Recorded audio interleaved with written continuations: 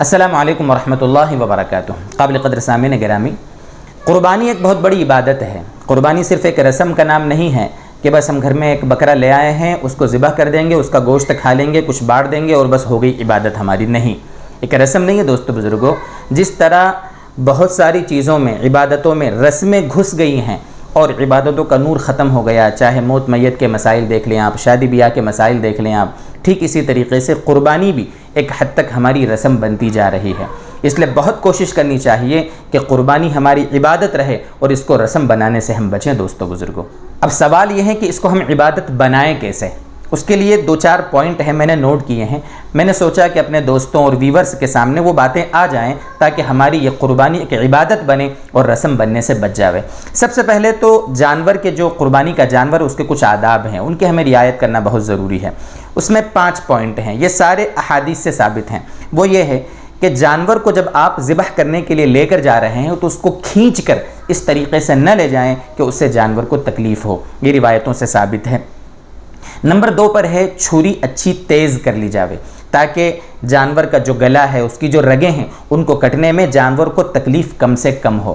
ہاں، تیسری بات یہ ہے کہ جب آپ چھری تیز کریں نا، اس وقت جانور کے سامنے آپ چھری کو تیز نہ کریں، اس کا دھیان رکھیں۔ اور چوتھی بات جس کا ہمیں دھیان رکھنا ہے وہ یہ کہ ایک جانور کے سامنے دوسرے جانور کو ذبح کرنے سے ہم بچیں، اس سے دوسرے جانور کو تکلیف ہوتی ہے۔ اور جانوروں کے سلسلے میں 5واں پوائنٹ یہ ہے کہ جب تک جانور ٹھنڈا نہ ہو جاوے اس کی کھال اتارنا شروع نہ کیا جائے۔ اب جہاں تک بات ہے کہ ہم جانور کو لٹائیں گے کیسے، اس کا طریقہ کیا ہوگا، چھری پھیرنے کا کیا طریقہ ہوگا، تو اس سلسلے میں دھیان رکھیں کہ ہم جس ملک میں، جس علاقے میں رہتے ہیں، تو ہمارے علاقے سے ویسٹ میں، جیسے میں ابھی بیٹھ کر جو ویڈیو ریکارڈ کر رہا ہوں تو میرے پیچھے قبلہ ہے، ٹھیک ہے، اور میرے اس طرف جو میرا بایاں ہے یہ نارتھ ہے، اس طرف ساؤتھ ہے، اور میرے سامنے پورب ہے، ٹھیک ہے، پورب یعنی ایسٹ، ایسٹ میرے سامنے ہے، ویسٹ میرے پیچھے ہے، اس طرف ساؤتھ ہے اور اس طرف میرا نارتھ ہے جو میری بائیں طرف ہے۔ اب مجھے اگر جانور کو لٹانا ہے تو اس کی ترتیب ہی رہے گی کہ یہ جو ساؤتھ ہے، ساؤتھ کے ایریے میں جانور کا سر رہے گا، ٹھیک ہے، اور اس طرف دم کا حصہ رہے گا، نارتھ میں دم کا حصہ رہے گا اور ساؤتھ میں اس کا سر کا حصہ، ٹھیک ہے۔ اب جو ذبح کرنے والا ہوگا اس کا رخ قبلے کی طرف ہوگا اور جانور کی گردن کا جو رخ ہوگا وہ بھی قبلے کی طرف ہوگا۔ اب اس طرح قبلے کی طرف رخ کرنے میں ہو سکتا ہو جانور کے جو اگلے 2 پیر ہیں ان کا رخ بھی قبلے کی طرف ہو جاوے تو کوئی دقت نہیں ہے۔ ہاں، اس کے جو پیر ہوں گے اور اس کے دم کا جو حصہ ہوگا وہ اس طرف نارتھ کی طرف ہوگا۔ اس طریقے سے جانور کو لٹا دیں گے۔ اس کے بعد پھر بسم اللہ اللہ اکبر پڑھ کر جو چھری ہے، تیز چھری جو ہم نے کی ہے، اس کو گلے پر پھیر دیں گے۔ اور جو ذبح کرنے والا ہے، جو ذبح کر رہا ہے، جس کو ذبح کرنا آتا ہے، اگر جانور آپ کے نام سے آپ قربانی کر رہے ہیں، آپ کی طرف سے، تو آپ خود ذبح کریں۔ اگر آپ کو ذبح کرنا آتا ہے تو آپ خود ذبح کریں، یہ بہتر ہے، اس میں ثواب زیادہ ملتا ہے۔ اور اگر آپ نہیں ذبح کرنا جانتے ہیں تو کم سے کم آپ ذبح کرنے کی جگہ پر آپ حاضر رہیں۔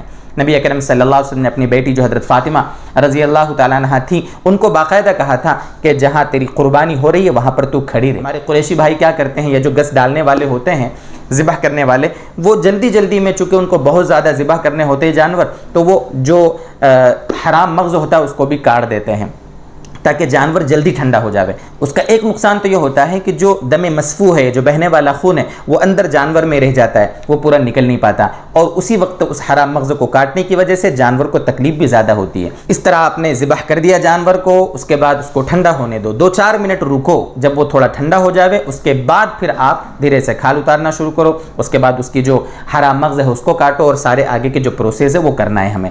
ذبح کرنے کے بعد ہمیں ایک چیز یہ کرنا ہے کہ جس کی طرف سے وہ قربانی ہے اس کی طرف سے نیت کر لینا ہے۔ نام لینا ضروری نہیں ہے، نام لے لیں گے اچھا ہے، بہت اچھی بات ہے، لیکن آپ اس کی نیت کر لیں۔ بسم اللہ اللہ اکبر پڑھ کے ذبح کرنا ہے۔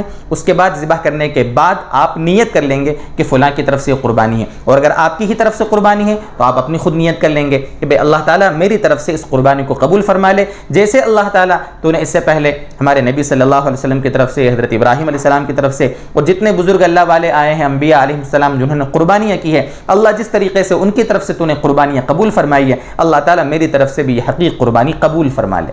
یہ آسان سے آسان طریقہ آپ کو قربانی کا بتا دیا، اس پر عمل کریں گے تو بہت اچھا ہے۔ ویسے اس کا جو ڈیٹیل والا طریقہ ہے جس میں دعائیں پڑھی جاتی ہیں، ان دعاؤں کو پڑھنا مستحب ہے، اس کا تفصیلی طریقہ انشاءاللہ میں ڈسکرپشن باکس میں لکھ دوں گا، چونکہ وہ پڑھنا مستحب ہے اور ہمارے اکثر عوام ان دعاؤں کو چونکہ جانتی نہیں ہے، اس لیے میں نے اس کو اسکپ کر دیا اور ان کو دعاؤں کو ہم نے نہیں بتایا ہے۔ وہ سب ڈسکرپشن میں آپ تفصیل چاہیں تو وہاں سے دیکھ سکتے ہیں، پورا انشاءاللہ بتا دیں گے۔ اور مزید کوئی ڈاؤٹ ہو، آپ کو کوئی اشکال ہو تو آپ کمنٹ کریں، انشاءاللہ ہم کمنٹ کا جواب دینے کی بھی کوشش کریں گے۔ اللہ تعالی ہم سب کی قربانیوں کو اپنی بارگاہ میں قبول فرما لے۔